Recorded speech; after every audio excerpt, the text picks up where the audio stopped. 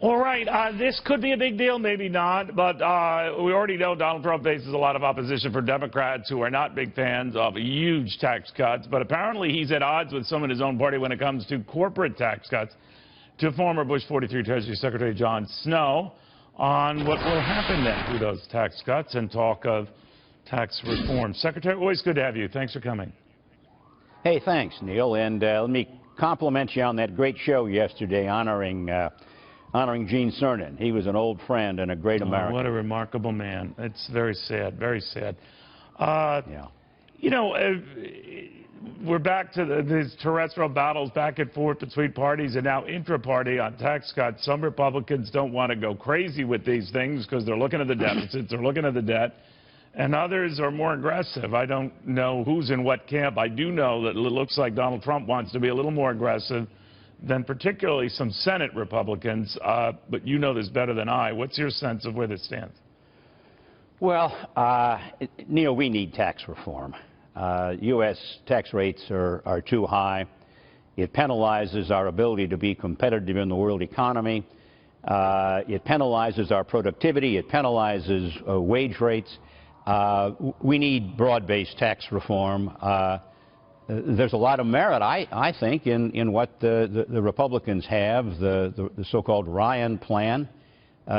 Border adjustability was part of the proposals we came up with the tax commission out of the Treasury Department under the Bush years. It has some merit. I hope it'll be looked at seriously.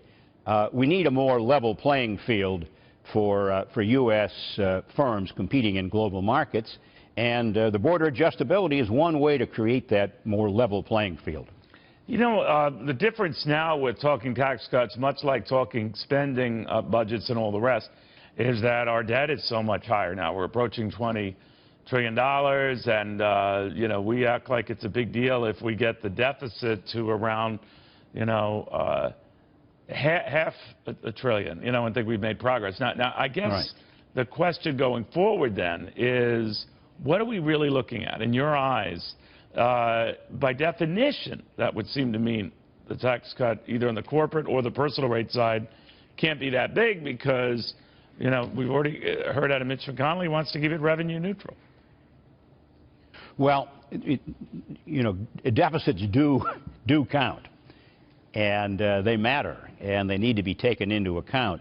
But we have a structural issue in the U.S. economy with this low productivity, and we need to fix low productivity. And the way to fix low productivity is with lower taxes and with regulatory reform, removing a lot of these regulations and get in the way of the output of American firms. So it's going to be a balance, but I think the first priority right now is to get productivity up, and lower taxes are a key to that, along with fixing the excessive regulation that's become so much part and parcel of Washington.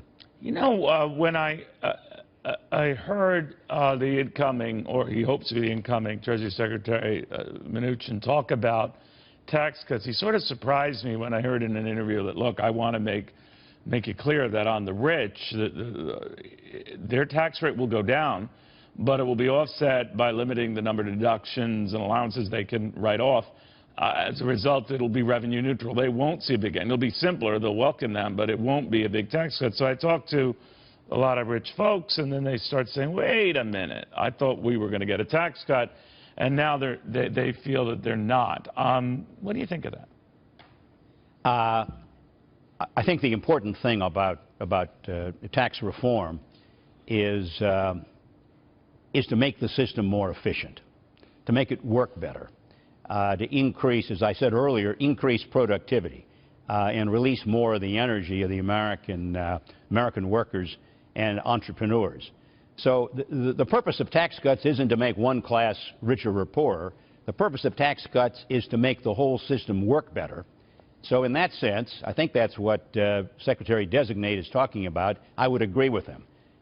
Tax reform ought to be the objective, and that's simpler, that's fairer, and that's lower, and then let the economy carry out the consequences of a better tax system, which I'm confident Reforming the tax system will produce higher growth, higher productivity, and in the long run, greater prosperity for Americans.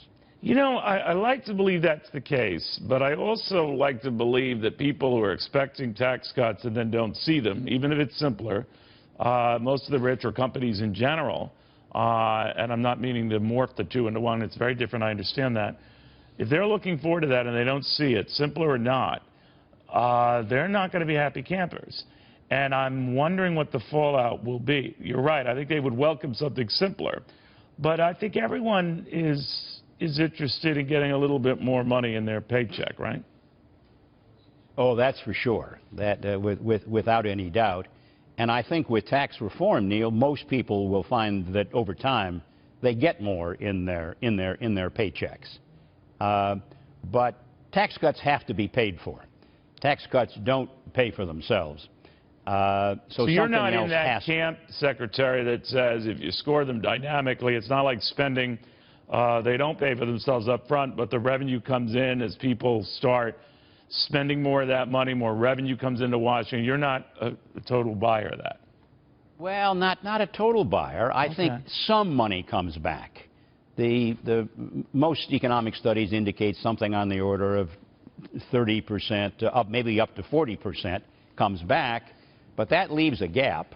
And the question is, how do you fill that gap? No, I don't think tax cuts pay for themselves.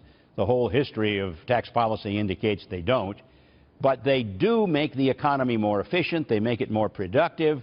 They raise long-term GDP, and that helps pay for the tax cuts. But something else has to give as well. All right. We'll watch that very closely. John Snow, former Treasury Secretary of the United States. Good having you, sir.